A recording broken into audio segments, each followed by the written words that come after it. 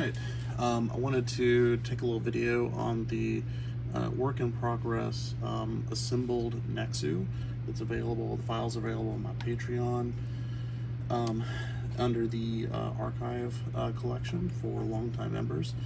This file was uploaded earlier this month, and it features about 30 points of articulation. I just went through and printed it out. It assembled actually pretty well. The only thing that I'm not printing, but the files are there to print, are the pegs. I decided to use 1/8 of an inch polystyrene dowels, which actually worked really well. I'm using a mix of Rhizone K plus resin, that's the darker black resins, and then I had some F69, I believe.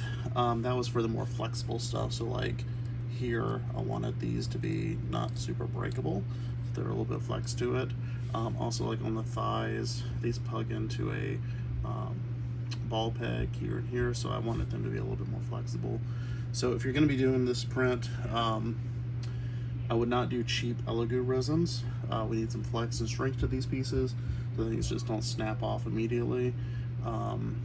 So I would recommend like a Rhizone K plus resin for the joints, and then something maybe like a TH72 or something tough resin for the rest of the body.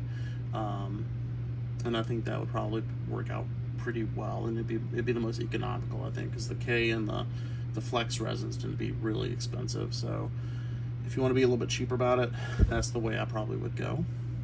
Just thinking back on this, I went with these resins because this is what I had on hand, so I just went ahead and just printed it. So with this guy, I'm just going to go over the articulation real quick. So he's got mouth articulation. What I'm using, by the way, for a peg here is just a PTFE tube. There's a ball peg that goes, a double ball peg goes from here to here. There's a little, this piece actually just kind of floats, but you'll see we can get some up, some down, go kind of far down, a little bit up. Be careful, these are sharp. Ball peg here. So let's see, we can do this at a weird angle. That goes up and down. There's some in and out if you flex it. And then a swivel hinge here. So this will go pretty much straight. And then this will go like that. In and out, all the way around. Then that goes all the way down, and then it rocks side to side.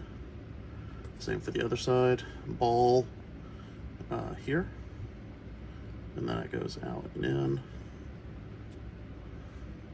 and then this goes side to side, and then that will hinge up and down. This goes side to side and hinges up and down like that, and that goes up and down as well, and hinges side to side.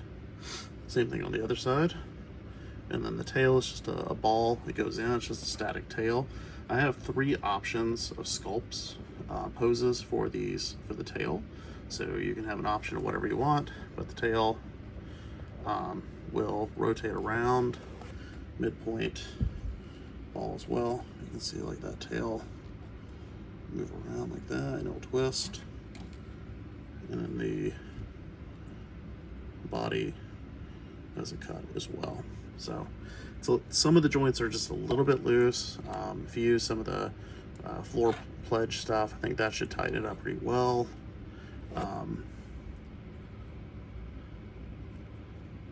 But otherwise, I mean, he looks pretty good. I'm pretty happy with him so far. Okay, so let's compare. So here he is next to a super battle droid. So it comes up to about the battle droid's waist. My understanding is these things are roughly about 1 meter tall. So I think it kind of fits. Next up is that new clone trooper, phase 1 clone trooper.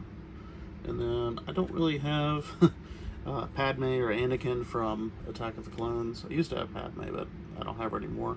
Or do I have the Jango Fett? But you know, this guy can be he's a blue Mandalorian, so I feel like he fits in.